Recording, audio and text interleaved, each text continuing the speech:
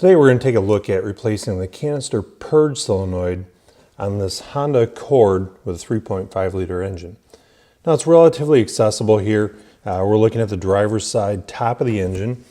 And so first things first, I'm going to simply take a pliers and release the clamps here on these hoses. Now there's several places it's attached, so whichever one might be easiest, most accessible for right now. And so this one here was pretty easy to get at. I'm going to try and twist it back and forth and get it broken free so we can ultimately get it off the vehicle here. And after years of being baked on this thing, it's a little stuck there. So we'll give it a little bit of coaxing, but we got it removed there.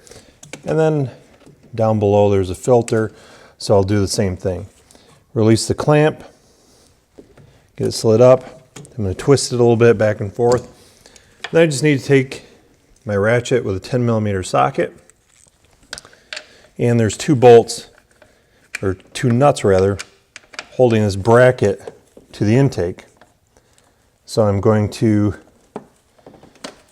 remove the entire bracket assembly and get it up on the bench where it's a little bit easier to get the screws out, and then we'll swap the solenoid off that bracket. Also, we just have one little electrical connector here, so I'll pinch that, release it, and I'll finish getting these off, and then we'll do the transfer. Okay, well, now that I've got the unit off the vehicle, you can see it's just a little more accessible. So again, I'm going to take the pliers, release this clamp.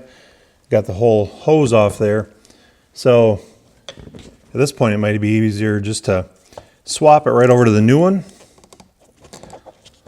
slide it in place, and then I'm going to also remove the other hose,